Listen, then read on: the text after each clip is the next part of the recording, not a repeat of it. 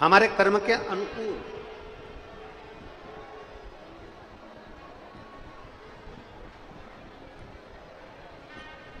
और किसके पास में कितना है, वो कितना करोड़पति है, कितना धनपति है, कितना वैभवपति है, आपकी बुद्धि में ये मत आने दो। आपकी बुद्धि में तो ये आना चाहिए कि इसने पूर्व में कुछ अच्छा करा होगा, तो आज भोलेनाथ ने इसके बंगला दिया, गाड़ी दी, जायदाद दी, सत्ता दी और वैभव दी। आपकी चित्तवृत्ति में यह आना चाहिए कि भगवान की कुछ कृपा हुई होगी जो इसको इतना मिला।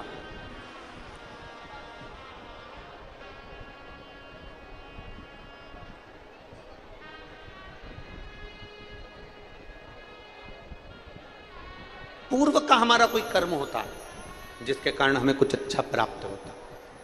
चलो एक सरल भाषा से अपन समझें, बहुत सरल भाषा से।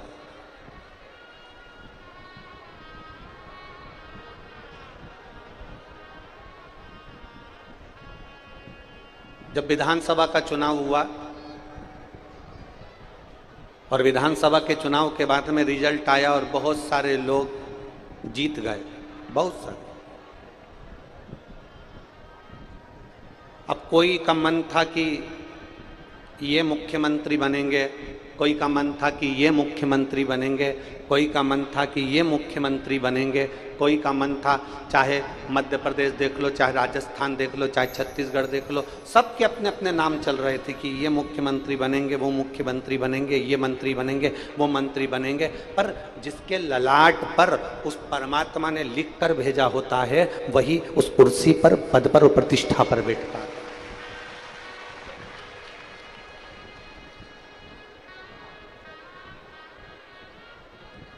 अब जैसे ललाट पर लिखा हुआ है तो वो कुर्सी पर बैठता है, उसी तरह शिव महापुराण की कथा कराने के लिए क्या अमलेश्वर में सेठों की कमी है क्या? बोलो, जम के बोलो जरा। सेठों की कमी है? रायपुर में करोड़पतियों की कमी है क्या? जम के बोलते जाओ। दुर्ग में, भिलाई में कोई कमी है क्या? बिलासपुर में कोई कमी है क्या? बोलते जाओ जल्दी जल्दी। कमी है? कहीं पर कोई सेठों की कमी नहीं है। सबके पास में फैक्ट्रियां हैं, राइस मिल है, सबके पास में लोहे का काम है, लोखंड का काम है, सबके पास में दुकान, जमीन, जायदाद, सबके पास में। पर शिव महापुराण की कथा वो ही करवा पाता है जिसको मेरे महादेव ने ललाट पर लिख कर भेजा हुआ। ललाट पर लिखा हुआ है तो करवा पाता।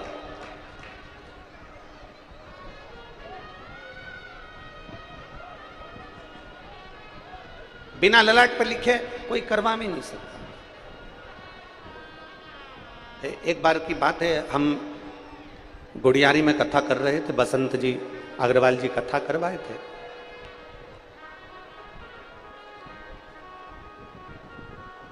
और बसंत जी जब कथा करवा रहे थे तो उन्होंने दूसरे दिन, हम उनकी बहन जो मकान उन्होंने बनाया था दीदी वाला, उस मकान में ऊपर ठहरे हुए थे। दूसरे दिन बसंत जी आए और उन्होंने एक प्रश्न किया, गुरुदेव एक प्रश्न है। हमने पूछा क्या प्रश्न है? तो कहा, गुरुदेव हमने बिल्कुल नहीं सोचा था कि हम शिव पुराण की कथा करवाएंगे। हमारे बिल्कुल दिमाग में नहीं था ये कि हम शिव महापुराण की कथा करवाएंगे। पर एकदम प्लान बन गया और एकदम गुड़ियारी में कथा हो गई। ये कैसे हो सकता? उस समय भी हमने बसंत जी से एक ही बात कही थी कि ये भाग्य में भोलेनाथ जी सील लगाकर भेजते हैं, वही शिव पुराण की कथा करवा। और आज वो योग लगा है श्री पवन खंडेलवाल जी का, आज वो योग लगा है श्री विशाल खंडेलवाल जी का, श्री खोमलाल साहू जी का, श्री मोनू जी साहू जी का, श्री सागर खंडेलवाल जी का आज वो योग लगा है। तो तुम भी ये विचार कर कर रखना कि तुम्हारे ललाट पर मेरे बाबा ने सील लगाकर भेजी थी कि शिव महापुराण की कथा करवा, शिव पुराण की कथा करवाओ। ये उसकी कृपा के बिना नहीं हो। और जितने लोग कथा श्रवण करने बैठे हैं, जितने आस्था चैनल पर सुन रहे हैं, जितने फेसबुक यूट्यूब पर सुन रहे हैं, जितने इस पंडालों में बैठकर सुन रहे हैं, चिलचिलाती हुई गर्मी में छाता लगा लगा कर कथा को श्रवण कर रहे हैं, आप अपने स्मरण में रखना, करोड़ों लोग रहते हैं छत्तीसगढ़ में। रायपुर पूरा भरा पड़ा हुआ है, नई नई शहर बसता जा रहा है, अमलेश्वर बढ़ता चले जा रहा है। ढेर सारे भक्त, ढेर सारे मनुष्य इस पृथ्वी पर रहते हैं, परंतु मेरा भोलेनाथ इस कथा के पंडाल में उसी को बुलाता है जिसके मस्तक पर उसने सील लगा दी होती है कि ये मेरा अपना है।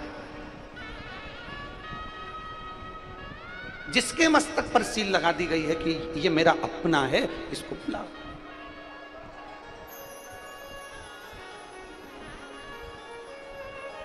और तेरी कृपा बिना ना हिले एक भी अणु, लेते हैं श्वास तेरी कृपा से। ये जब तक उसकी सील नहीं लगती तब तक नहीं होता। अभी कुरूद में श्रीधर परिवार ने कथा करवाई।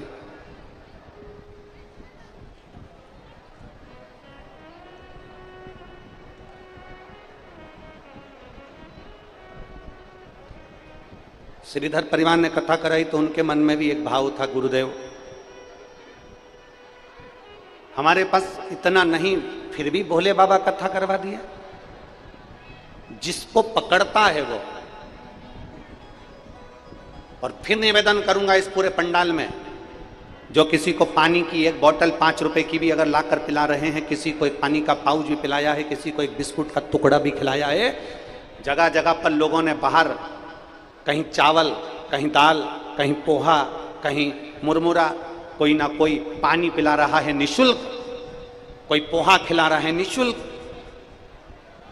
कोई खिचड़ी खिला रहा है निशुल्क, कोई सांबर चावल खिला रहा है निशुल्क।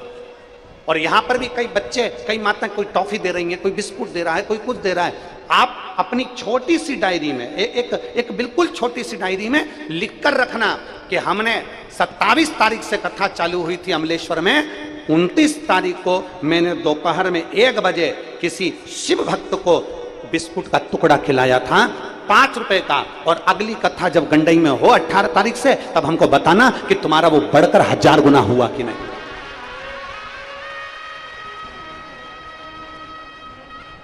उसको बताना जरूर कि वो बढ़ा कि नहीं बढ़ा।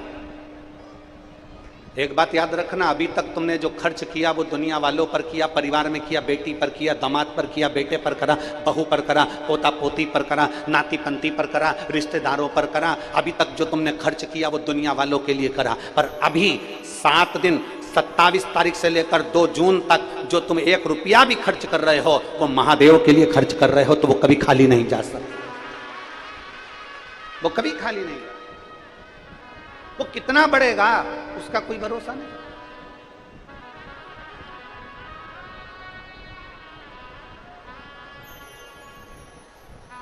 और शंभु शरने पड़ी मांगू घड़ी रे घड़ी, दुख काटो दया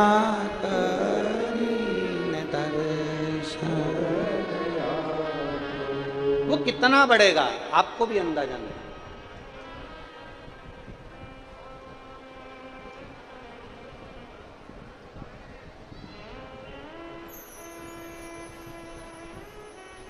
भजन का बल कितना बढ़ता है आपको अंदाजा नहीं है। समर्पण का बल कितना बढ़ता है आपको अंदाजा नहीं है।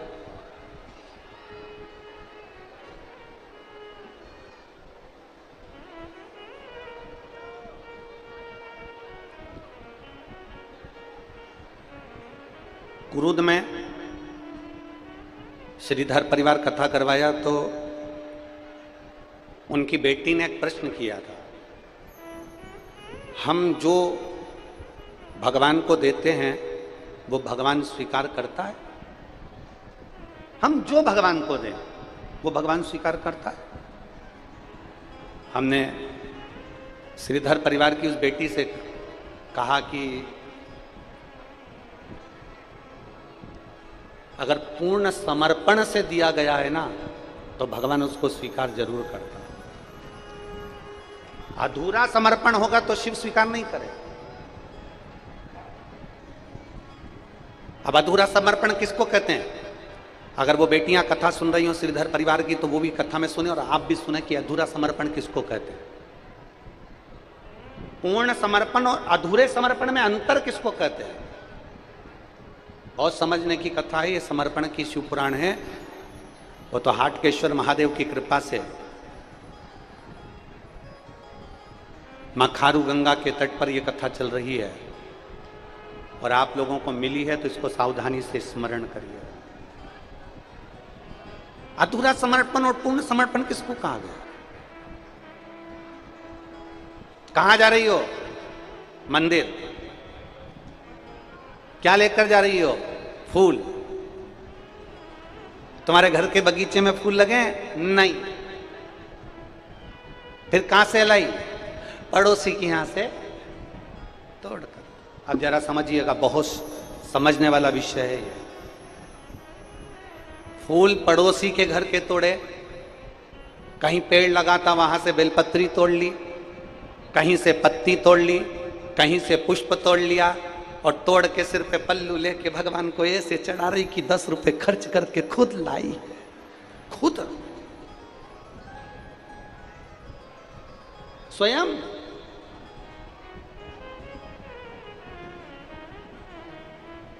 अब बताओ, फूल किसका? बोलते जाओ, जल्दी जल्दी बोलो। पड़ोसी का। पत्ती किसकी? पड़ोसी की। चढ़ा कौन रहा है? तुम। और सरल भाषा में समझ जाओ, पीपल के पेड़ की पूजन करने गई थी, बट सावित्री की पूजन करने गई थी, आंवले के पेड़ की पूजन करने गई थी, माँ किसी की लगी लगाई थाली मिल गई, कंकुर, होली, मोली, चावल, हल्दी सब रखा था, और इतने में तुझे लगी लगाई थाली मिल गई, और वो बेचारी महिला तो पूजन कर रही थी और उसी की थाली में से फूल लेके सब चढ़ा दिया। अब बताओ ईमानदारी से, सावित्री मैया खुश होगी तेरे से?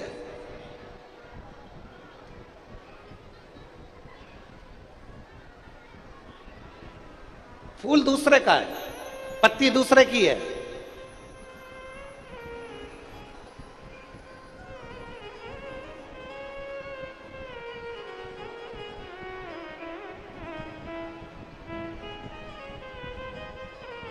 हमारे जो पंडित लोग रहते हैं ना, हम जहाँ ठहरते हैं तो वहाँ हमारे पंडित लोग ब्राह्मण जन जजमान को बता देते हैं कि देखो गुरु जी यहाँ ठहरे हैं, ठाकुर जी की सेवा चलेगी, कल्लू जी की, शालिग्राम जी की सेवा चलेगी, भोलेनाथ जी की सेवा चलेगी।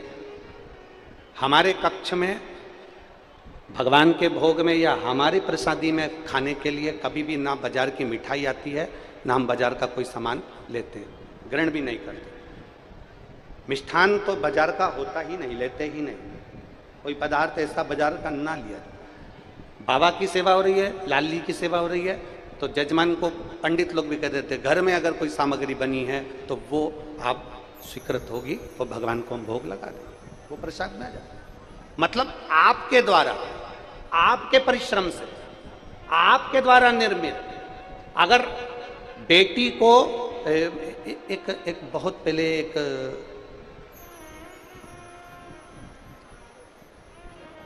कोई फिल्म का एक छोटा सा शॉट था, अब हमें उसका नाम तो नहीं मालूम, परंतु उसकी बेटी ने लड़के से शादी कर ली और शादी करने के बाद वो कलेक्टर की पढ़ाई कर रही है और कलेक्टर की पढ़ाई करने के समय पर उसका पिता बेटी से मिलने के लिए आता है और बेटी अपने पति की ओर देखती है कि घर में कुछ भी खिलाने के लिए नहीं है, तो इतने में अंदर जाती है, पुराना 1 दिन पहले का चावल पड़ा रहता है, उस चावल में दूध मिलाती है, शक्कर मिलाती है और अपने पिता को लाकर दे देती है।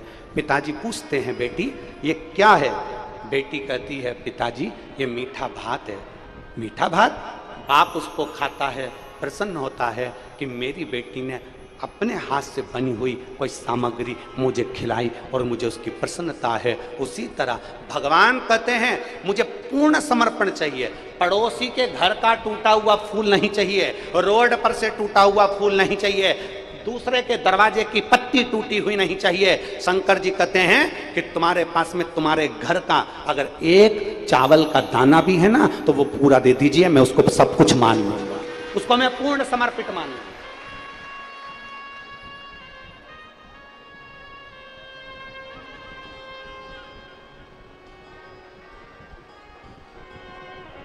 हम उसको पूर्ण समर्पित मानेंगे। हम फूल दूसरे के घर का ले जा रहे हैं, पत्ती दूसरे के घर की ले जा रहे हैं और भगवान को चढ़ाकर सोच रहे हैं कि मेरा पशुपतिनाथ का व्रत पूरा हो गया। ए जी, पशुपतिनाथ का व्रत कभी भी असफल नहीं होता। पशुपतिनाथ का व्रत हमेशा सफल होता है, बस उसको ईमानदारी से और पूर्ण समर्पण से करो। इसलिए हमने पशुपतिनाथ के व्रत में बार बार आप लोगों को कहा, घर में भोजन तैयार करो, मीठे का सामग्री, खीर बनाओ, हलवा बनाओ, सीरा बनाओ, मीठा चावल बनाओ, तुम जो बनाना है वो घर में बनाओ, थोड़ा बनाओ, भले जितना भगवान को भोग लगाना है उतना बनाओ। फिर हमने कहा अपने पास जो हो, जब तुम्हारे 5 व्रत पूर्ण हो जाएं, अपने पास जो हो, फूल हो तो फूल, पंखड़ी हो तो पंखड़ी, मूंग हो तो मूंग, चावल हो तो चावल, 108 वो समर्पित करो जो अपना है, जो अपने पास। पड़ोसी के घर से तोड़कर पशुपतिनाथ के व्रत में एक फूल भी मत चढ़ाना। अगर बन सके 10 रुपए दिए, 10 रुपए का फूल लिया, 5 रुपए लिए, 5 रुपए का फूल लिया। यहां तक शिव महापुराण की कथा कहती है कि मंदिर में अगर जल चढ़ाने जा रहे हो, और पहले तो आप लोग क्या करते थे, जब आप लोगों ने शिव पुराण की कथा नहीं सुनी थी, पूरी दुनिया के लोगों ने जब शिव पुराण की कथा नहीं सुनी थी, तब तक लोग क्या करते थे, मंदिर में से ही पानी भरते थे और शंकर जी को चढ़ाते थे। बोलो सही है कि गलत है? पर जब से लोगों ने शिव पुराण की कथा सुनी, तब से लोग मंदिर का पानी नहीं लेते, अपने घर से जल भर कर लेकर जाते हैं और शंकर जी को चढ़ाते हैं, क्योंकि पूर्ण समर्पण चाहिए। लोग हमसे पूछते हैं, महाराज जी पहले भी हम जल चढ़ाते थे, तब तो महादेव सुनते नहीं थे, आज के समय में हम जल चढ़ाते हैं और महादेव सुनते हैं। सारी समस्या का हल एक लोटा जल। अब ऐसा क्या है, थोड़ा अब ऐसा है क्या, ऐसा क्या हो गया कि एक लोटा जल सारी समस्या का हल हो गया? क्या पहले एक लोटा जल सारी समस्या का हल नहीं था?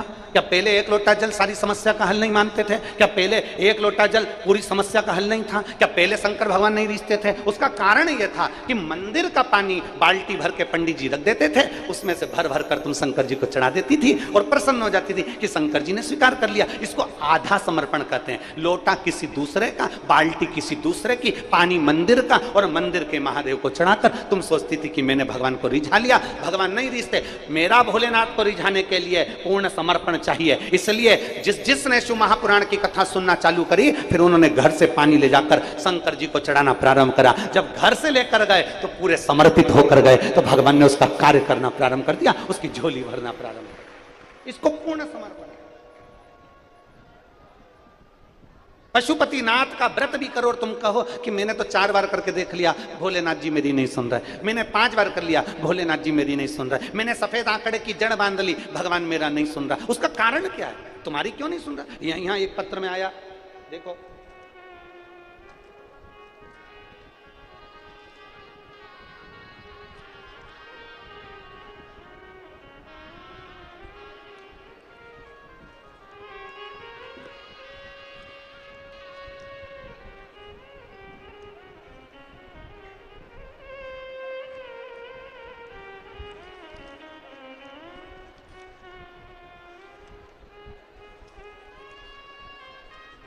शंभो शरणे।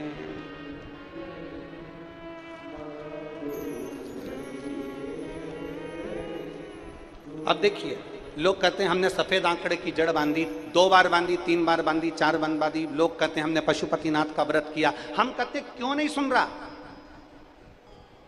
अपनी गलती को तो छाटो कि हमने किसी के दरवाजे का फूल तो नहीं तोड़ लिया, हमने कहीं किसी के यहाँ की पत्तियां तो नहीं तोड़ ली और तोड़कर हम भगवान को रिझाने चले गए, उसमें से हमारा आधा समर्पण समाप्त हो गया। इसमें लिख रही है, मैं पूर्णिमा राम भरोस साहू, ग्राम लारीपारा, कोटा, जिला बिलासपुर, छत्तीसगढ़ की रहने वाली हूँ। कहीं बैठी हो तो हाथ हिला सकती हूँ।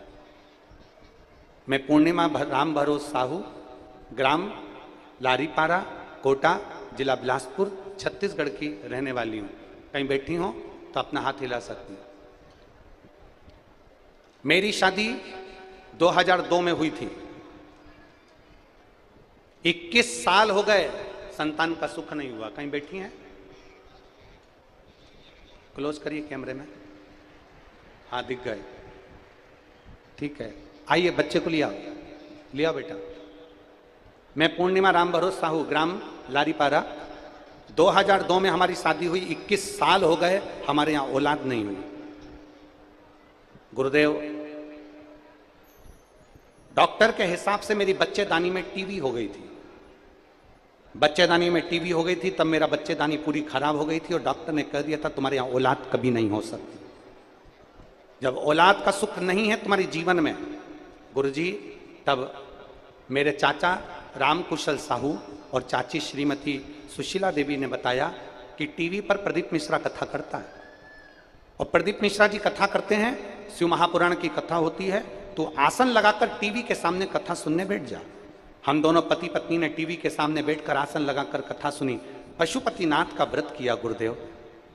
एक व्रत में आप कहते हो कि समर्पण पूर्ण होना चाहिए, उस व्रत में मैंने हो सकता है कोई गलती कर दी हो, पर दूसरा व्रत जब करा ना गुरुदेव, तो मैंने अपने घर की सामग्री, घर का सामान जो मिलता था मेरे घर में, वो मैं ले जाकर बाबा को समर्पित करी, और बाबा ने ऐसी कृपा करी गुरुदेव, 21 साल के बाद मेरे घर में बाबा ने 2023 में पुत्र रत्न की प्राप्ति करा। 21 साल के बाद मेरे घर में बेटा दिया है मेरे बाबा ने, 21 वर्ष के बाद। जिसके गर्भाशय में टीबी हो गई, गर्भाशय पूरा खराब हो गया, गर्भाशय पूरा बेकार हो गया, डॉक्टर ने कह दिया कि औलाद नहीं हो सकती। आप आए नहीं, सुबह हो गई, मेरी पूजा की थाली धरी की धरी रह गई। क्यों नहीं आए? क्या कमी रह गई? कौन सी कमी है हमारी पूजन में? कौन सी कमी? आप आए नहीं और सुबह हो गई, मेरी पूजा की थाली धरी की धरी रे। क्यों नहीं आता? इसलिए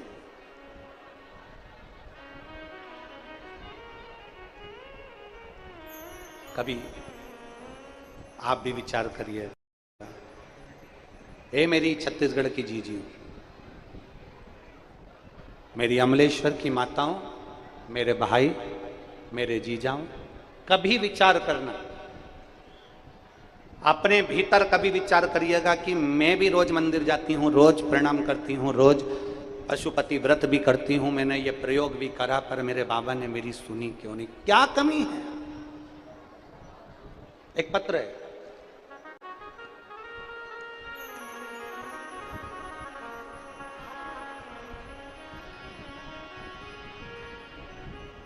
गरिमा विनोद जी चौबे, पत्र लिखा है, गरिमा विनोद चौबे। दुनिया के लोग शादी के बाद में बच्चे के लिए इंतजार करते हैं 2-4 साल 5 साल, हमारे कई साल निकलते चले गए पर औलाद का सुख नहीं।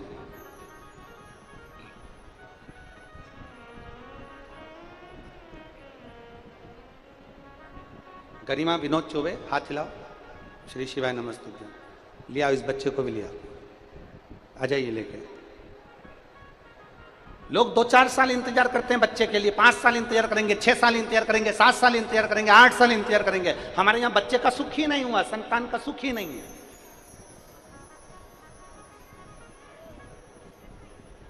फिर हमने गुड़ियारी की कथा पंडाल में बैठकर सुनी, और गुड़ियारी की कथा पंडाल में बैठकर सुनी, और उसी पंडाल में बैठकर हम रोज कथा सुनते।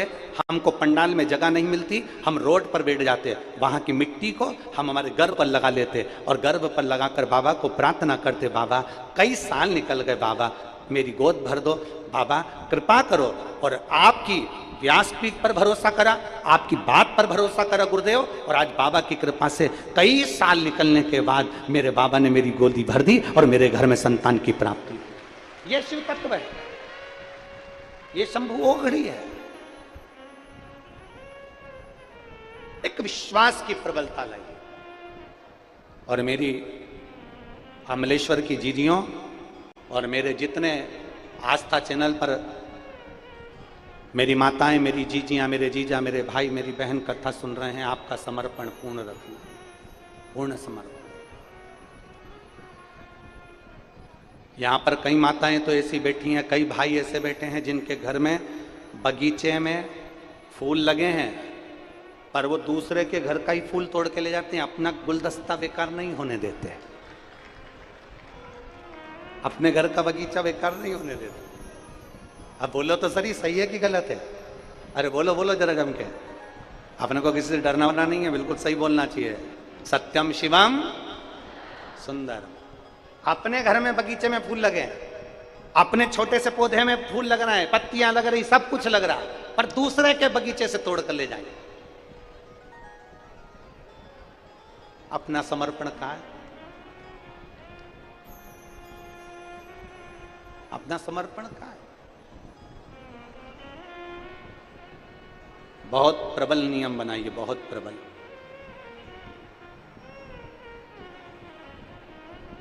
बहुत प्रबल नियम बनाओ। और वो नियम इतना प्रबल बनाओ, मेरे भोलेनाथ को रिझाने के लिए मैं अपने घर से जल लेकर जाऊं, अपने घर से।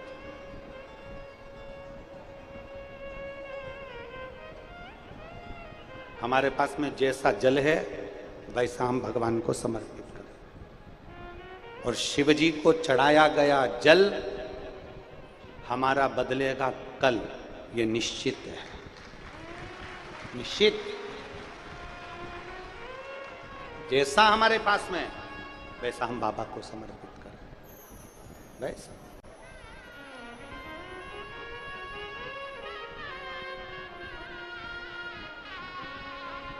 21 वर्ष के बाद, एक बार जोरदार ताली बजाओ, 21 साल के बाद हुआ है। प्रणाम प्रणाम प्रणाम प्रणाम।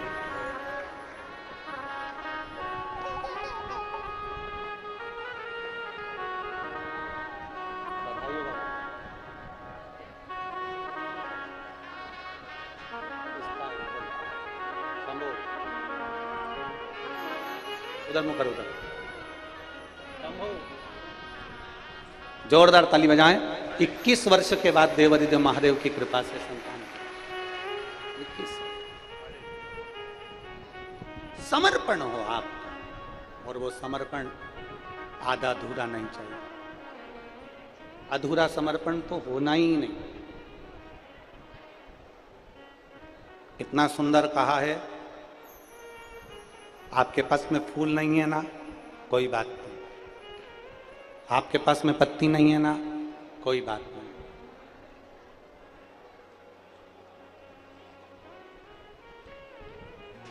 कुछ नहीं है, मत होना। दिल तो है, बोलो तो जम के। और वो वाला दिल नहीं चाहिए जो दूसरे को दे दिया, वो दिल भी नहीं चाहिए। कई तो ऐसे बैठे हैं, वो उनको दिल को तो गुलदस्ता समझते हैं, इसको भी दे देते हैं, उसको भी दे देते हैं, उसको भी दे देते हैं, उसको भी दे देते। परमात्मा ने एक दिल दिया है, और वो दिल अगर मेरे महादेव को दे दिया तो फिर कहीं देने की जरूरत नहीं पड़ेगी। बहुत है।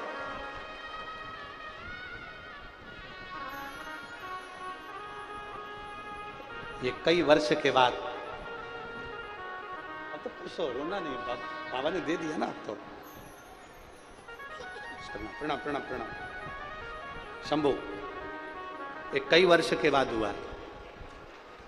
गुड़ियारी की कथा में रज को उधर से लगाना, प्रार्थना करना। ले बाबा,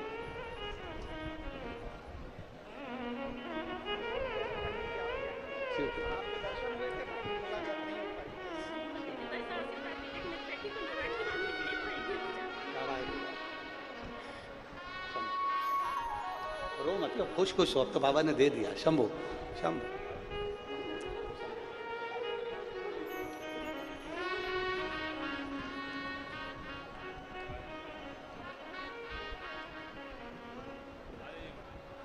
शिव तत्व हो हमारे।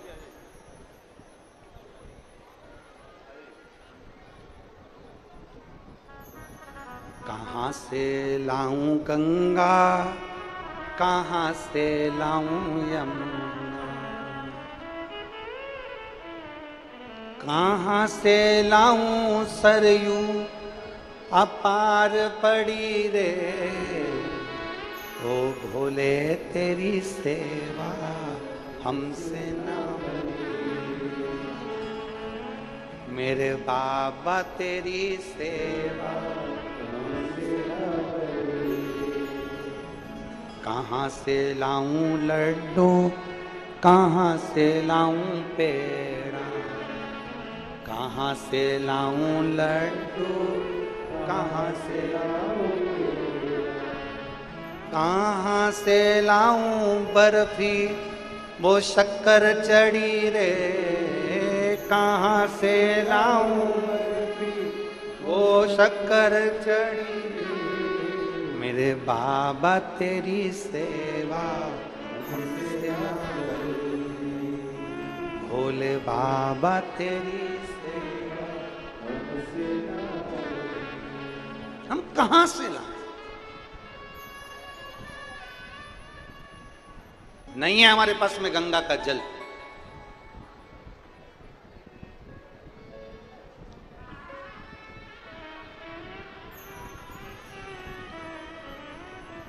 कल एक पत्र किसी ने कोरियर के द्वारा भेजा था और उसमें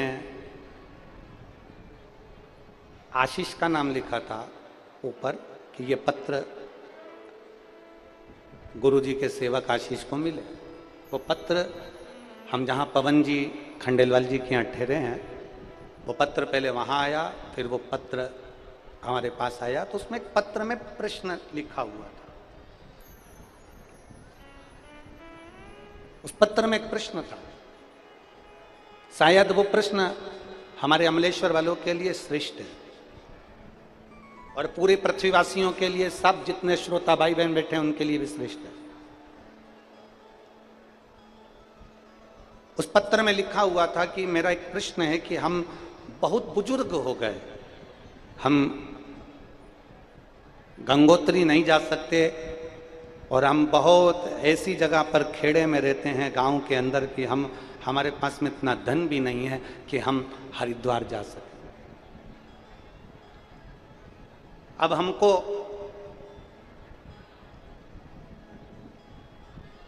गंगा जल की जरूरत पड़े तो हम गंगा जल कहां से लाएं? जिसने पत्र लिखा, अगर वो कथा सुन रहे हैं तो ध्यान लगाना, हमें गंगा जल की जरूरत है तो हम गंगा जल कहां से लाएं? शिव महापुराण की कथा कहती है, तुम्हारे घर के पास में जो शंकर का मंदिर है, शिवालय है, उस शिवालय पर कोई लोटा भर के जल चढ़ाए ना, शंकर के सिर पर गंगा है, तुम्हारे जल चढ़ाते से वो गंगा जल बन जाता है। मेरे शंकर के मस्तक पर गंगा विराज रही है, तुमने एक लोटा जल चढ़ाया, वो गंगा जल बन जाता है। लोग जो शिव महापुराण को नहीं समझते, शंकर की कथा को नहीं समझते, वो अपनी व्यासपीठ पर बैठकर कहते हैं कि शंकर का चढ़ा हुआ जल नहीं पीना चाहिए। शिव महापुराण की कथा कहती है कि वो अगर शंकर का चढ़ा हुआ जल नहीं पी सकते तो फिर गंगा का जल भी नहीं पी सकते, क्योंकि वो भी शंकर पर चढ़ा हुआ है। वो गंगा का जल भी तो शिव पर चढ़ा है, वो भी तो शंकर की जटा से निकल रहा है। कहना सरल है, शंकर का चढ़ा जल मत पियो, और उसको प्रमाणित करना कठिन है, बहुत कठिन। थोड़ा सत्य चुपता जरूर है पर वो प्रमाणित रहता, प्रमाण। उसने पत्र में लिखा कि आप गुरु जी से पूछना कि हम बुजुर्ग हैं, हम गंगोत्री नहीं जा सकते, हम बुजुर्ग, हमारे शरीर से नहीं बन रहा, हम हरिद्वार भी नहीं जा सकते, गंगा का जल कहाँ से लाएं? हमारा निवेदन है, शंकर के शिवलिंग पर, शंकर के ऊपर चढ़ा हुआ जल जब कोई एक लोटा चढ़ाए, उसमें से एक कटोरी भर कर लिया ना, वो गंगा जल से कम नहीं है, क्योंकि वो शंकर का स्पर्श करा हुआ है, शिव के स्पर्श का है। वो शंकर से जो स्पर्श कर जाता है, शिवलिंग से जो स्पर्श कर जाता है, वो श्रेष्ठ हो जाता है। श्रेष्ठ। और करके देख लो, एक सांप चर्च के अंदर चले जाए, एक सांप मस्जिद के अंदर चले जाए और एक सांप शंकर के मंदिर में चले जाए। जो चर्च में सांप गया है उसको लाठी से मार दिया जाता है, जो सांप इधर उधर जाता है उसको लोग मार देते हैं। और वही सांप अगर शंकर के शिवलिंग से चिपक जाता है तो मेरा सनातन धर्म का भाई उसको पूजना प्रारंभ कर देता है। शिव का स्पर्श किया है, शंकर का स्पर्श किया है, शिव के करीब में गया, शंकर के पास, शिव के करीब में पहुंचा है वो सर, शंकर के नजदीक। और बखान क्या करूं मैं राखों के ढेर का। अब बोलिए, आप भी बोलिए साथ में, बखान क्या कर राखों के ढेर का, चपटी भभूत में खजाना हुए, चपटी भभूत में खजाना हुए। जरा विचार करिए, एक तन पर लगी भस्म, तन पर, मेरे भोलेनाथ जी की पिंडी पर चढ़ी हुई भस्म करोड़ों की हो गई, करोड़ों। तन पर चढ़ी हुई भस्म करोड़ों की, करोड़ों। आधा-अधूरा समर्पण से परमात्मा प्रसन्न नहीं होते, आधा-अधूरा समर्पण से भगवान प्रसन्न नहीं होते। फूल नहीं है कोई बात नहीं, पत्ती नहीं है चढ़ाने के लिए कोई बात नहीं, जल नहीं है चढ़ाने के लिए कोई बात नहीं।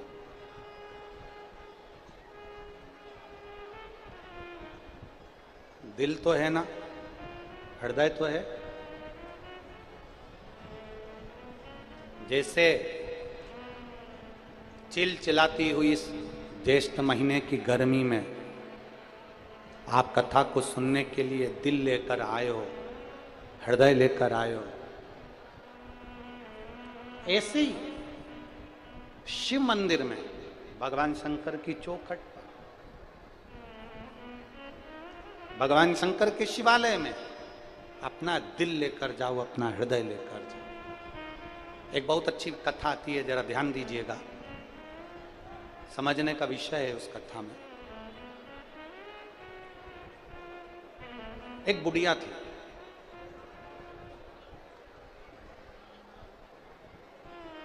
वो शंकर जी के मंदिर में जाती, शंकर जी की आराधना करती, शंकर जी की पूजन करती, शिव भक्ति में डूबी रहती। बुजुर्ग थी, बुढ़िया थी।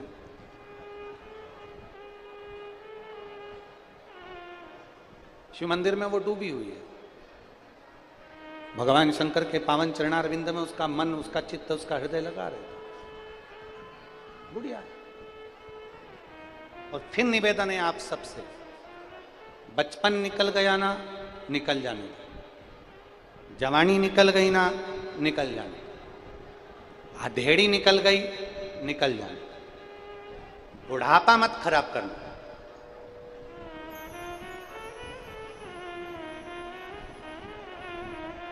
बुढ़ापे को खराब मत होने देना, अपना बुढ़ापा मत बिगड़ना। हम जिन पवन खंडेलवाल जी के यहाँ ठहरे हुए हैं, तो हमारा नियम है, हम जहाँ भी ठहरते हैं या किसी के घर जाते हैं, मिलने भी गए तो पहले उसके घर के मंदिर में जाते हैं, भगवान के पास में, उनके मंदिर में हम लोग पहुँचते हैं। तो जब हम पवन खंडेलवाल जी के यहाँ गए तो उनके मंदिर में जब पहुँचे, देवालय में, घर के अंदर मंदिर है, उसके अंदर दर्शन किया, तो देखकर बड़ा आनंद आया, बड़ी प्रसन्नता।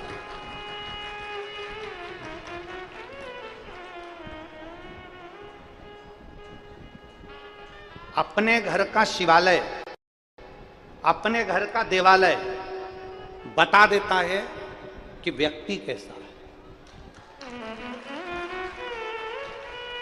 अगर किसी के घर में किसी व्यक्ति की परख करना है, वो कितना भी तुम्हारा चरण धुलाए, कितना भी लड्डू खिलाए, सबसे पहले उसके घर के मंदिर में जाओ और उसके मंदिर में देखकर भगवान को देखो और भगवान का दर्शन कर कर भगवान की दशा देखकर समझ जाओ। भगवान अगर चकाचक दिख रहा है तो समझ लेना कि सेवा भी चकाचक हो। और अगर भगवान ही मालूम पड़े कि भगवान कोई लड्डू गोपाल जी घर में बैठे हैं और मालूम पड़े उनकी व्यवस्था ठीक नहीं हो रही है, शंकर जी घर में बैठे हैं उनकी व्यवस्था ठीक नहीं हो रही है, मत दो तुम शंकर भगवान को बहुत सारा फूल पत्ती, पर जहां भगवान बैठे हैं तुम्हारे घर में इतना छोटा सा भी मंदिर है ना, इतना छोटा सा भी मंदिर है जिसके अंदर शंकर का शिवालय है, या सीहोर से लाया कंकर शंकर है, या नर्मदा का कंकर है, तुम्हारे घर में लड्डू गोपाल है, तुम्हारे घर में देवी जी बैठी है, तुम्हारे घर में देवता जी बैठे हैं, छोटा सा मंदिर भी तुम्हारे घर में है, उसको इतना साफ रखिए, इतना क्लीन रखिए, इतना अच्छा रखिए कि भगवान अगर खुश होंगे तो तुम्हें भी खुश रख देंगे। ये निश्चित है।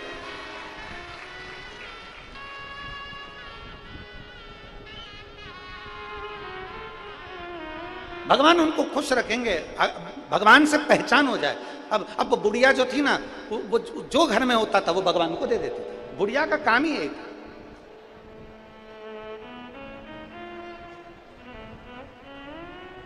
अब जरा इस कथा पर ध्यान देना, बहुत शिव महापुराण की ये कथा बड़ी सुंदर है। बुढ़िया जो उसके पास होता था वो महादेव को दे देते थे, और महादेव को देते हुए, महादेव को देते देते बुढ़िया जब महादेव को देती थी तो एक बात जम के चिल्ला के कहती थी, बहुत तेज चिल्ला कर बोलती थी, ये ले तेरा तुझको अर्पण। क्या बोलती थी? जम के बोलो जरा, तेरा तुझको अर्पण। अब बुढ़िया शंकर जी पे इतनी समर्पित थी, शिव जी के प्रति इतना समर्पण था उसका, शंकर के जो उसके पास में होता था वो शिव जी को दे देते, इतना उसका समर्पण था, इतना। यहां तक कोई नया कपड़ा लेकर आती थी ना पहनने के लिए, तो सबसे पहले उस कपड़े को भगवान के ऊपर चढ़ा कर रख देती थी, श्रृंगार कर देती इस कपड़े से, फिर खुद पहन। जो उसके पास में बुढ़िया वो भगवान को देती। अब उसकी एक आदत बड़ी बुरी थी, ये ले, बोलो बोलो बोलो, जम के तो बोलो, तीनों पंडाल वाले बोलो जरा, और जो चौथा पंडाल और पांचवा पंडाल और छठा पंडाल पीछे वाले वो भी बोलो, ये ले तेरा तुझको अर्पण। अब बुढ़िया क्या करती कि जो भगवान को देती देती, पूरी समर्पित थी भगवान के प्रति, शंकर जी के प्रति, शिव जी की निंदा नहीं सुन सकती थी। शंकर भगवान को कोई अपशब्द कह दे तो पलट कर चली जाती थी, शंकर भगवान का गुणगान करती, एक क्षण भी नहीं, भगवान शिव के बिना रह नहीं सकते, इतना समर्पण, इतना समर्पण। अब ये ले, अरे बोलो तो, तुम लोग तो कथा ही भूल जाते हो, ये ले। अब बुढ़िया क्या करती कि भोग लगाती, तेरा तुझको अर्पण, जल चलाती, तेरा तुझको अर्पण, कपड़े लाती तो भगवान को देती, तेरा तुझको अर्पण। अब उसने क्या करती, वो घर की झाड़ू लगाती और घर की झाड़ू लगा के कचरा इकट्ठा करती, कचरा इकट्ठा करती और कचरा इकट्ठा कर कर ले जाकर बाहर फेंकती, ये ले तेरा तुझको।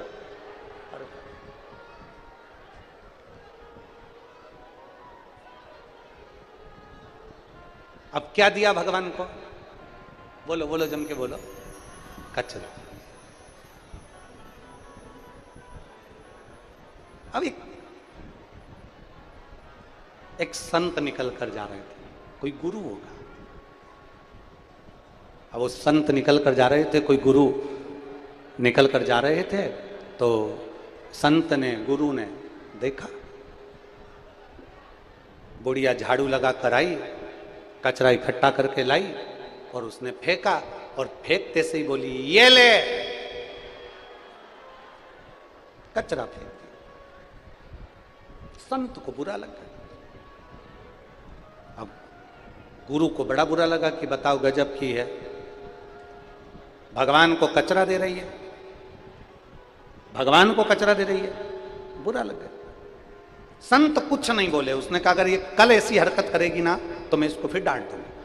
पर बुढ़िया तो बुढ़िया थी, उसका तो रोज का नियम था कि जो मेरा है वो सबकी सब मेरे भोले नाथ जी का है, जो मेरे पास में है सब मेरे शंकर भगवान का है, जो मेरे पास में है वो सब मेरे बाबा का है,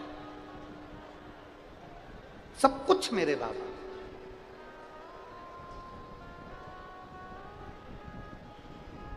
कहना करना दोनों में अंतर है। आरती में हम लोग सब बोल देते हैं तेरा तुझको अर्पण क्या लागे मेरा प्रभु क्या लागे मेरा, तेरा प्रभु का प्रभु को क्या लागे। ओम जय जगदीश। कहना सरल है, कह दिया। रात्रि को संत की नींद आ गई। रात्रि के समय संत को जैसी नींद आई, संत जैसी सोए, नींद आई। अब संत को जैसी नींद आई, निंद्रा आते से ही ऐसा संत को लग रहा है कि मैं जाग रहा हूं पर नैनों में निंद्रा थी। संत नींद भरकर जो सोए उनका ध्यान गया बैकुंठ की ओर कि संत बैकुंठ में चले गए और बैकुंठ में जाकर घूमते घूमते सीधे कैलाश धाम पहुंच गए। सीधे कैलाश। संत जब कैलाश पहुंचे तो उन्होंने कैलाश पर क्या देखा, सुबह का समय था। कोई भगवान को भोग लगा रहा था, कोई भगवान की पूजन कर रहा था, कोई शंकर भगवान पर जल चढ़ा रहा था, कोई शंकर जी का गुणगान कर रहा था, कोई शिव जी की स्तुति गा रहा था, कोई शंकर भगवान पर पूजन अर्चना कर रहा था।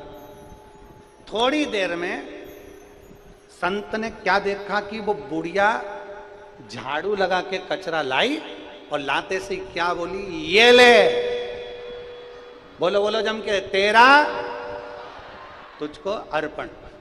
जैसे ही बुढ़िया ने कचरा फेंका, शंकर जी के पूरे कैलाश पर जहां शिव जी बैठे थे उनके आसपास में कचरे कचरा कचरे कचरा। अब संत ने क्या देखा कि थोड़ा सा आगे बढ़े, थोड़ा सा आगे बढ़े संत, और आगे जाकर क्या देखा कि एक जगह पे कचरे का ढेर लगा हुआ और पार्वती जी क्या कर रही हैं कि झाड़ू लगा के वो कचरा सब एक और कर दे। सारी बुआरी काढ़ी, कचरा एक और।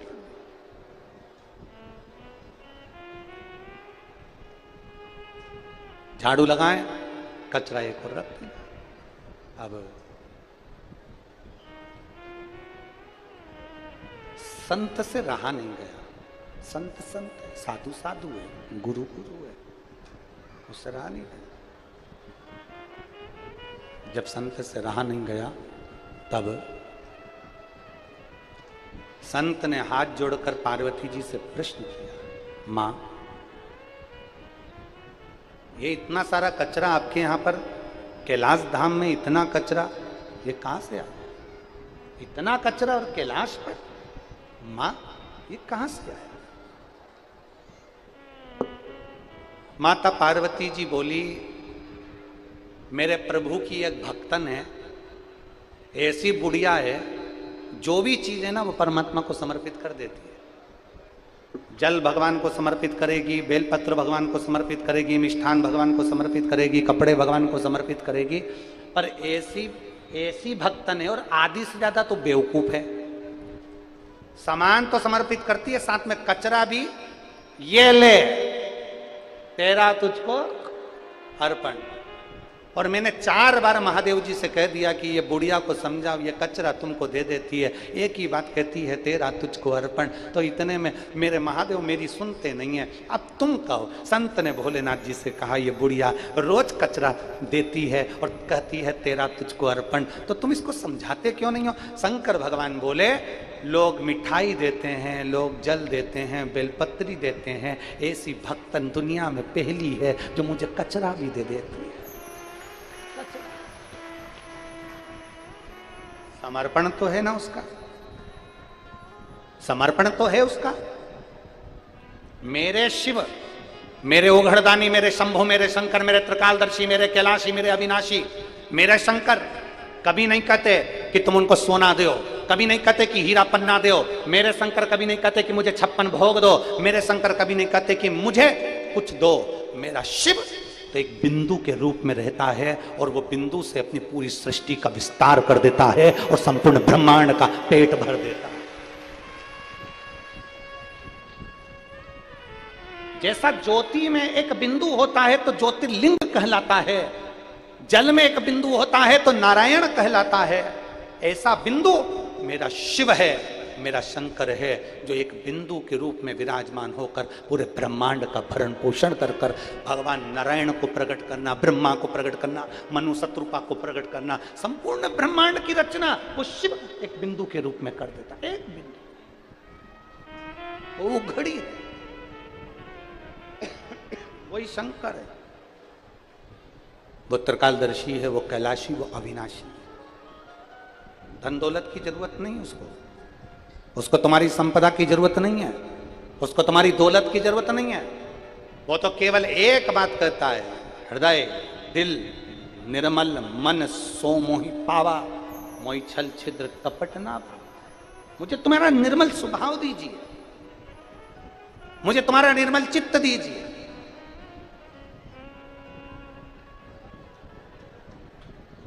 और जब मन शुद्ध तुम परमात्मा को दोगे तो ही तो परमात्मा मिलेगा। कहां से लाऊं लड्डू, कहां से लाऊं, और कहां से लाऊं बर्फी, वो शक्कर चढ़ी रे, और भोले तेरी सेवा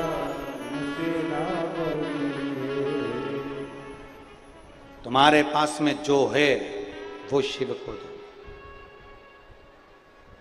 जो तुम्हारे पास में।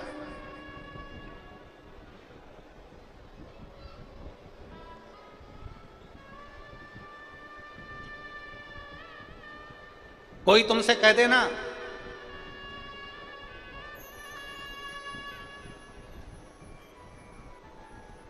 कि भगवान मेरे सपने में आए थे और सपने में आकर कह रहे थे कि मुझे लड्डू का भोग लगा, समझ लेना भगवान ने नहीं कहा। मेरे भोलेनाथ जी की एक लीला सबसे प्रबल है, मेरे भगवान शंकर की एक लीला सबसे प्रबल है। मेरे भोलेनाथ को कभी 56 भोग नहीं लगते। मेरे भोलेनाथ तो जो जल चढ़ाने आता है, जो उनकी आराधना करने आता है, भोलेनाथ उनको 56 भोग खिला देता है, पर मेरा भोलेनाथ कभी 56 भोग का भूखा नहीं।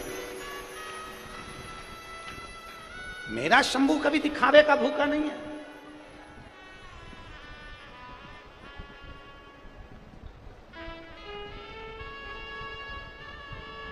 उसको नहीं चाहिए तुम्हारा धन दौलत संपदा सत्ता सब तुम्हारे पास में रखी, उसको नहीं चाहिए। वो तो ओघड़ी है, सब में रमने वाला, सर्वस्व सुख प्रदान करने वाला। कितनी सुंदर कथा आती है कि पितरों की 3 लड़कियां थी। पितृलोक में पितरों की 3 बेटियां, मैना, धन्या, कला, 3 बेटियां। और वो तीनों बड़ी सुंदर हैं, पितृलोक में निवास कर रही हैं। पितृलोक में निवास करते करते करते करते एक बार वो भ्रमण के लिए निकली और सनकादि ऋषियों के पास में से निकल कर जा रही थी। मैना, धन्या, कला जब सनकादि ऋषियों के करीब में से निकल कर जा रही हैं, तो उनका जो लहंगा है, जो जो वस्त्र पहनी हुई थी, जो लहंगा पहनी हुई थी, वो वस्त्र उस सनकादि ऋषियों के पास में से निकलने पर उनकी जंघा को लग गया और जंघा छिला गई। अब सनत कुमार तो छोटे छोटे से, सनकादि ऋषि तो छोटे छोटे से, अब छोटे छोटे से सनकादि ऋषियों की जंघा जब छिला गई, जंघा में चोट लग गई और चोट लगकर छिला गया। पहले मैना निकल कर गई, फिर धन्या निकल कर गई, फिर कला निकल कर गई, चोट लग गई। क्रोध आ गया सनकादि ऋषियों को, सनत कुमारों को क्रोध आ गया, और सनत कुमारों को क्रोध आया और क्रोध में आकर उन्होंने मैना धन्या कला से कहा, तुम पितरों की बेटियां हो, पितृलोक में तुम्हारा निवास है, और इतनी अच्छी जगह रहने के बाद तुम ये पाप कर्म कर रही हो। किसी संत को तुम्हारे चरण लग रहे हैं, किसी संत को तुम्हारा वस्त्र लग रहा है, किसी संत को तुम्हारे आभूषण लग रहे हैं, ये श्रेष्ठता नहीं है। शिव महापुराण की कथा कहती है, आप शंकर भगवान को जल चढ़ाने के लिए जा रहे हो, आप शंकर भगवान के मंदिर में जा रहे हो, आप तीर्थ में जा रहे हो, आप केदारनाथ जा रहे हो, आप बद्रीनाथ जा रहे हो, आप गंगोत्री यमुनोत्री जा रहे हो, आप सोमनाथ मल्लिकार्जुन का दर्शन करने जा रहे हो, आप भगवान शंकर के मंदिर में अगर जा रहे हो, तो प्रथम प्रयास तुम्हारा होना चाहिए कि हम भगवान का तीर्थ करने के लिए जा रहे हैं, तो इस शरीर के द्वारा, अपने द्वारा किसी का दिल ना दुखे, किसी के हृदय को चोट ना आए, किसी का मन ना दुखे, अपने शरीर के द्वारा किसी को कष्ट ना हो।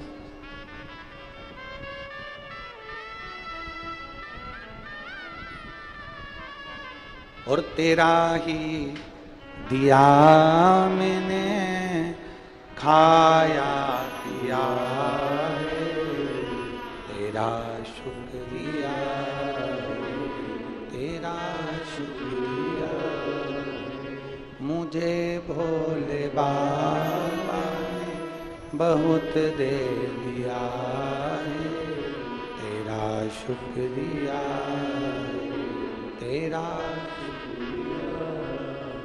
अपने द्वारा किसी को चोट ना पहुंचे, अपने द्वारा किसी को कष्ट ना पहुंचे, ये प्रथम प्रयास है। इस शरीर के द्वारा किसी को कष्ट ना हो, किसी को परेशानी ना हो।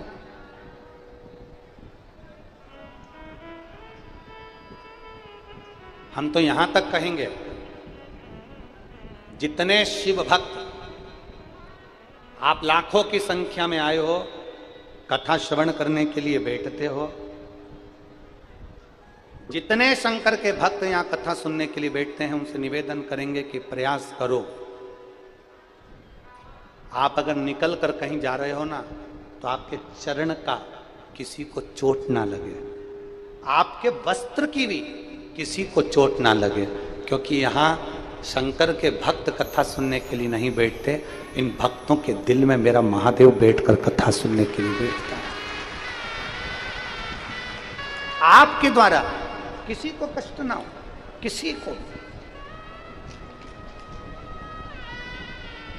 और बहुत अच्छी बात कहें आप लोगों से, अगर स्वीकार करोगे तो अच्छी बात, ना करोगे तो बीच में खारू नदी पड़ती है, उसमें फेंक देंगे। स्वीकार करो तो अच्छी बात है, ना करो तो कोई बात नहीं।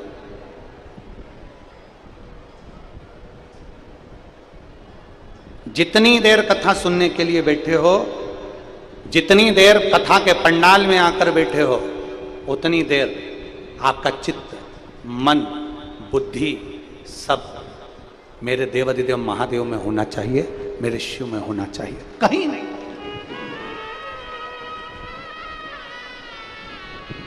उस मन को कहीं नहीं लेकर जाना। फिर उसका एक आनंद आप देखिएगा, एक उसका आनंद, एक पत्र है, देखिए,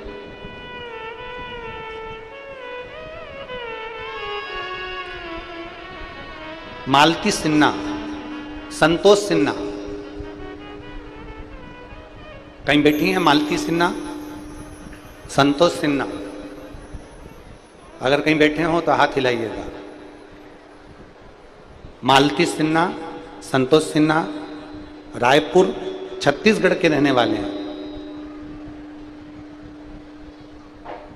मेरे भोले बाबा का मैं क्या बखान करूं गुरुदेव। 2019 में मेरे घर में संतान का जन्म हुआ, 2 पुत्रों ने जन्म लिया। पर 9वें महीने में दोनों पुत्र मेरे शांत हो गए। अब घर में औलाद नहीं, डॉक्टरों ने कहा कि तुम्हारा गर्भाशय खराब हो गया है, इसलिए अब संतान की चांस ना लीजिएगा। मेरे 2 बच्चे शांत हो गए, चले गए। कहीं बैठी हो तो हाथ हिला सकती हैं, मालती सिन्हा, संतोष सिन्हा, दोनों हाथ हिला सकते हैं। मेरे बच्चे चले गए, गर्भाशय बेकार हो गया। डॉक्टर के अनुसार अब तुम मां नहीं बन सकती, संतान को जन्म ना दीजिएगा। पर एक मां की इच्छा होती है। और गुरुदेव, मैंने देवाधिदेव महादेव के मंदिर में जाना प्रारंभ करा, पशुपतिनाथ का व्रत किया। शिव जी से मैं केवल एक प्रार्थना करती थी कि मैंने कथा में सुना है कि जो मांगो वो मिलता जरूर है। फाइल थोड़ी मोटी हो सकती है पर तू देने में कमी नहीं रखता। बाबा कहते हैं 3 महीना बाबा को जल चढ़ाओ तो बाबा जरूर सुनेगा। मैंने जल चढ़ाते चढ़ाते साल भर कर दिया तो मेरी सुनता नहीं है। बाबा एक कृपा कर दे, बस तू मेरी झोली भर दे। बाबा ने नहीं सुना, हमने मंदिर जाना नहीं छोड़ा, मंदिर जाते रहे। और बाबा के मंदिर जाते रहे, बाबा को प्रार्थना करते रहे। एक दिन सोमवार की अष्टमी पड़ी और आपने कहा था कि सोमवार की अष्टमी शंकर और पार्वती के भ्रमण का दिन है, आप जो बोलोगे वो बाबा सुनता है। हमने सोमवार की अष्टमी के दिन नंदी के कान में जाकर कहा, बाबा इतनी कृपा कर दो मेरा गर्भ ठेर जाए, मेरे 2 बच्चे चले गए, वो 2 बेटे मुझे वापिस मिल जाएं। और ऐसी कृपा बाबा ने कर दी। गुरुदेव, आज बाबा की कृपा से 3 महीना बीता और मेरा गर्भ ठेरा। और गर्भ ठेरने के बाद मेरे घर में मेरे गर्भ से 2 लड़कों ने जन्म लिया। मैं बाबा को प्रणाम करने के लिए,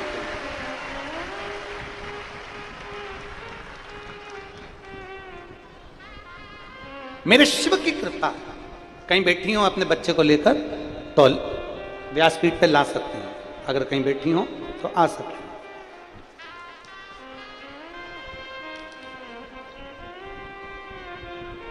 मालती सिन्हा, संतोष सिन्हा, रायपुर छत्तीसगढ़ से। एक विश्वास को जड़ी बनाओ।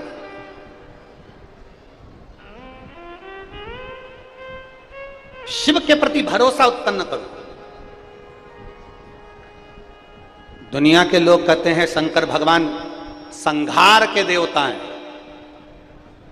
भगवान शंकर सारी पृथ्वी का संहार कर देते हैं। दुनिया की बुद्धि तो बिगड़ गई है। जो लोग कहते हैं संहार के देवता हैं, शिव महापुराण की कथा कहती है मेरे शंकर भगवान सृष्टि की रचना करने वाले भी हैं, सृष्टि का पालन करने वाले भी हैं और सृष्टि का संहार करने वाले भी हैं। वो सब कुछ समाया है, सब कुछ।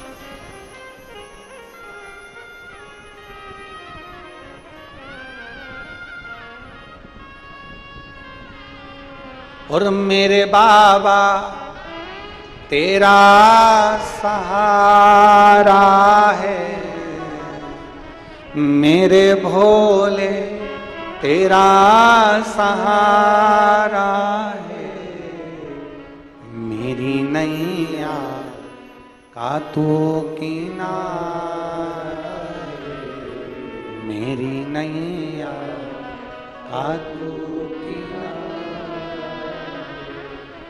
मेरे बाबा तुझे पुकारा है, मेरे भोले तुझे पुकारा है, मेरी नैया का तू किनारा,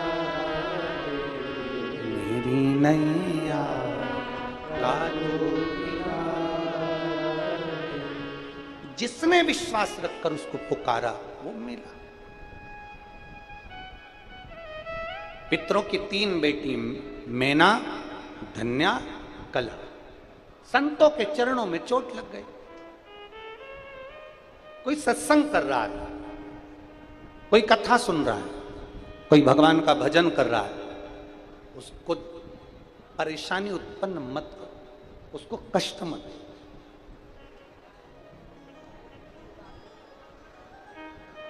बहुत बहुत समझ वाला विषय है। हम तो यहां तक कहेंगे, इतने सारे शंकर जी के भक्त कथा सुनने आते हैं ना, तो आप प्रयास करा करो कि अपन अगर खड़े हो गए तो पीछे वाली 3 या 4 महिलाएं ऐसी होती हैं जिनको भगवान का दर्शन तक नहीं होगा आपके खड़े होने से। अगर खड़े ही होना है तो ऐसी जगह हो कि कहीं कोई को आड़ नहीं हो रही है, किसी को दर्शन में दिक्कत नहीं हो रही, किसी को दर्शन में दिक्कत नहीं। अगर खड़े भी हो रहे हो ना, कोई कूलर का आड़ पड़ गया, कोई ऐसी जगह हो गई जहां किसी को कष्ट ना हो, ऐसी जगह खड़े हो जाओ। पर बीच में अगर हम खड़े हो जाएं और लोगों को दर्शन में दिक्कत आए तो हम तो उनके दर्शन में भेद उत्पन्न कर रहे हैं, उनको कष्ट दे रहे हैं, तो हमको श्रेष्ठता थोड़ी ना लगेगी। प्रयास करो शरीर के द्वारा, अपने शरीर के द्वारा, अपने द्वारा किसी को कष्ट ना हो। आवाज पकड़ रहा है बाबा, अपने शरीर के द्वारा किसी को कष्ट ना हो, प्रयास करो। सनत कुमारों ने खड़े होकर श्राप दे दिया, मैना धन्या कला मैं तुम्हें श्राप देता हूं। हम तुम्हें श्राप देते हैं मैना धन्या कला, तुम पितरों की 3 बेटियां हो, पृथ्वी पर जाकर तुम्हें जन्म लेना पड़ेगा, भूमंडल पर जन्म लेना पड़ेगा, यह हमारा श्राप है। यह कथा हमने पहले भी बहुत बार सुनाई है, आप लोगों ने सुनी हो। पृथ्वी पर जन्म लेना, रो रही है मैना धन्या कला। मैना धन्या कला की आंख में से आंसू बह रहे हैं, नेत्रों से नीर बह रहा है, रो रहे। क्षमा कर दीजिए, क्षमा कर। कहा हम तुम्हें वर देते हैं, पृथ्वी पर तुम 3 कन्याएं जन्म लोगी और तुम्हारे गोद में 3 देवियां खेलेंगी जो संपूर्ण विश्व का कल्याण करेंगी। मैना तुम्हारी गोद में पार्वती जी आएंगी, धन्या तुम कला बनोगी, धन्या तुम सुनैना बनोगी, तुम्हारी गोद में माता जानकी जी खेलेंगी। कला तुम कीर्ति बनोगी और तुम्हारे गोद में राधा रानी खेलेगी। 3 देवी तुम्हारी गोद में, ये 3 देवियां खेलेंगी जो जगत का कल्याण करने वाली होंगी। माता पार्वती भी जगत का कल्याण करेंगी, माता जानकी भी जगत का कल्याण करेंगी, माता राधा रानी भी जगत का कल्याण करेंगी। ये 3 देवियां तुम्हारी गोदों में खेलेंगी जो जगत का उद्धार करने वाली होंगी।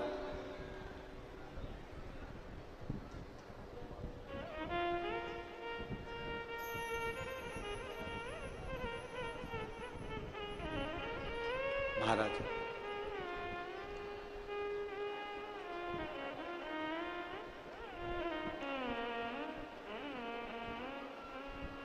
जगत का कल्याण करने वाली 3 देवियां प्रकट हो। समय आया, दक्ष प्रजापति के घर में जन्म लेने वाली माता सती अपने ही पिता के घर में यज्ञ के कुंड के सम्मुख में अपने प्राणों को त्याग देती हैं। माता सती, शिव जी को थोड़ा सा क्रोध आ गया था। क्रोध आने का कारण केवल इतना था कि सती तूने प्राण भी त्यागे तो ऐसी जगह त्यागे कि वहां यज्ञ का कुंड था, यज्ञ हो रहा हो अपने नगर में, शिव महापुराण की कथा हो रही हो अपने नगर में, भागवत कथा हो रही हो अपने नगर में, राम कथा हो रही हो अपने नगर में, मंदिर का निर्माण हो रहा हो अपने नगर में, भगवान की प्राण प्रतिष्ठा हो रही हो अपने नगर में, कोई धार्मिक आयोजन हो रहा हो अपने नगर में। ये शिव महापुराण की कथा कहती है अगर धर्म का कोई कार्य हो रहा है तो प्रयास करो कि अपने द्वारा धर्म के कार्य को आगे बढ़ाया जाए, पर धर्म के कार्य में अड़ंगा ना लगाया जाए। अगर हम अड़ंगा लगाते हैं तो दुख हमको ही भोगना पड़ा। प्रयास करो।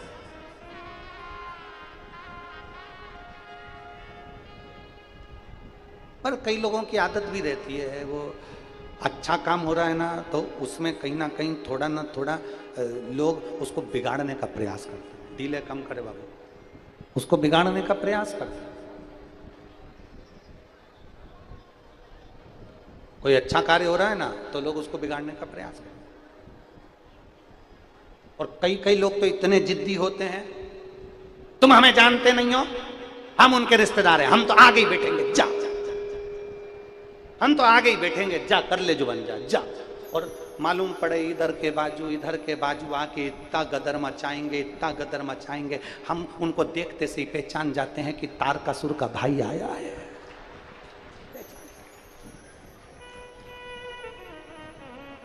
और कहीं कहीं की माताएं आकर इतना गदर मचावे, हम तो यहीं बैठेंगे, हम तो बैठेंगे, हम तो बैठेंगे, पहचान जाओ। अमलेश्वर वालों पहचान गए, बस अपन पहचान गए ना तो सब पहचान गए, बस बहुत है, हम तो यहीं बैठे ना।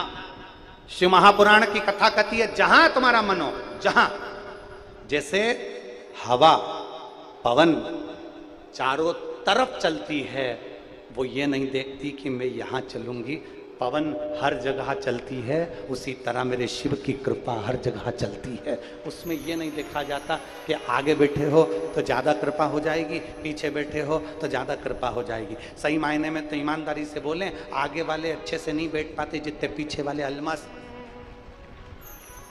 आराम से बैठ पाते हैं। पीछे वालों को देखो तुम कितनी अलमस्ती, तो बिल्कुल कीप साइलेंट, मौन होकर कथा को सुनना, एकदम आनंद में बैठे रहना। और बीच में कोई फंस के बताते भाई कोनी से, और माताएं इतनी साइलेंट बैठती है, सिर पे पल्लू मल्लू लेके, और बाजू वाली अगर बात करती दिख जाए तब देख।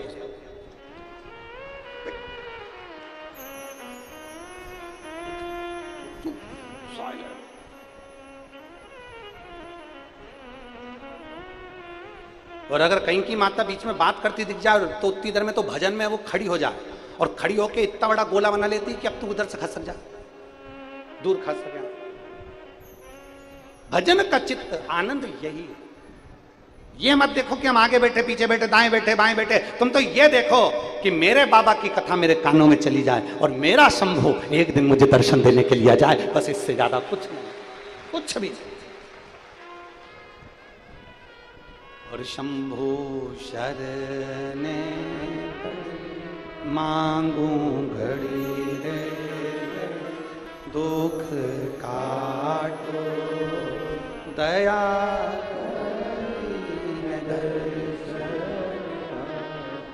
तीन देवियों के गोद में तीन देवियां प्रकट होती हैं, और दक्ष प्रजापति के यज्ञ में सती मैया जो भस्म होती हैं, शिव बाबा क्रोध कर कर मौन होकर बैठ जाते हैं। समय आता है कामदेव शंकर भगवान की तपस्या को, समाधि को तोड़ते हैं, और तीसरा नेत्र खुलता है, और शिव जी के नेत्र से कामदेव जलकर भस्म हो जाते हैं। शंकर जी के कितने नेत्र थे? जम के बोलो, आपके कितने हैं? क्यों झूठ बोल रहे हो? मृत्यु लोक का देवता मेरा शंकर भगवान है, ब्रह्मलोक के देवता भगवान ब्रह्मा, वैकुंठ लोक के देवता भगवान विष्णु, और पृथ्वी लोक के देव हैं मेरे देव अधिदेव महादेव। जब पृथ्वी के देवता के तीन नेत्र हैं, तो आपके और हमारे भी तीन नेत्र हैं। एक नेत्र ये जिससे अपन अपनी अच्छाई देखते हैं, मैंने जो करा बहुत अच्छा करा। दूसरा नेत्र ये जिससे अपन अपने परिवार की अच्छाई देखते हैं, मेरे परिवार ने जो किया बहुत अच्छा किया। और तीसरा नेत्र हर व्यक्ति का यहाँ होता है, जिससे वो हर एक व्यक्ति की बुराई ढूंढा करता है। उसने ये कर दिया, उसने वो कर दिया, उसने ये कर दिया, उसने वो कर दिया। ये तीसरा नेत्र है।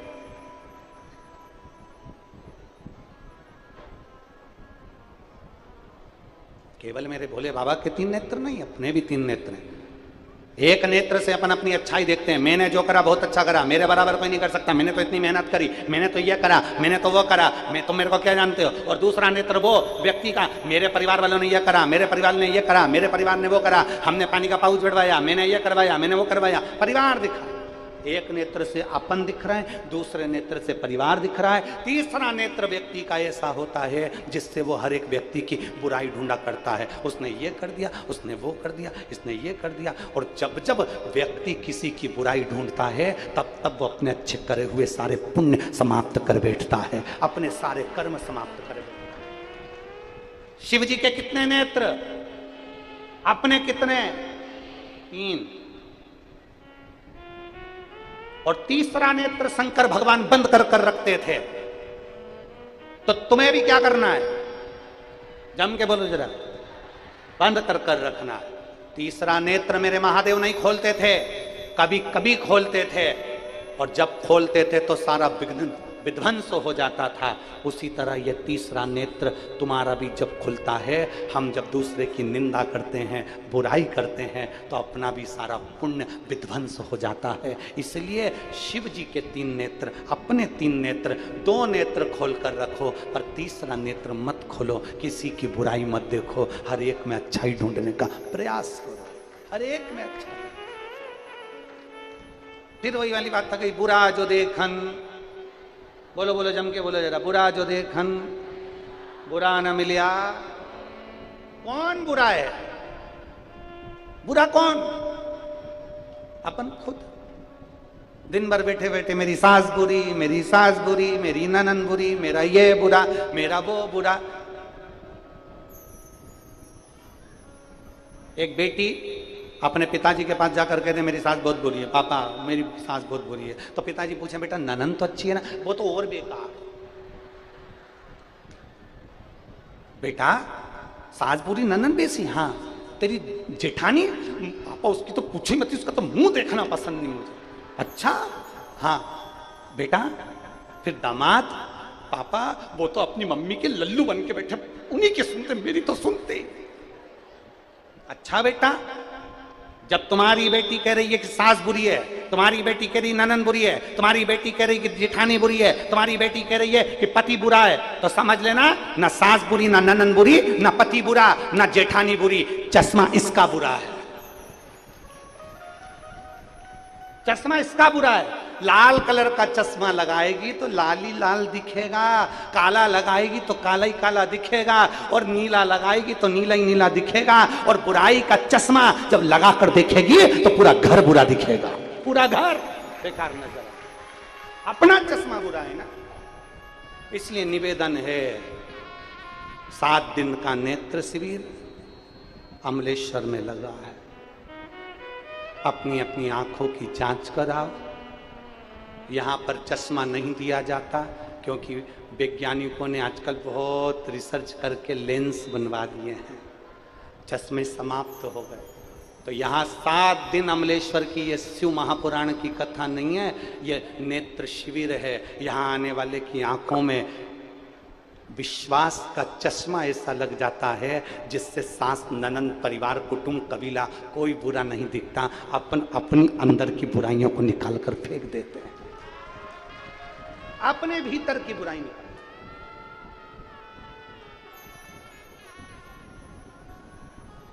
अपने भीतर के अहंकार को निकाल दो, अपने भीतर की अभिमत्ता को निकाल दो, अपने भीतर के अहम को बाहर निकाल दो। बाहर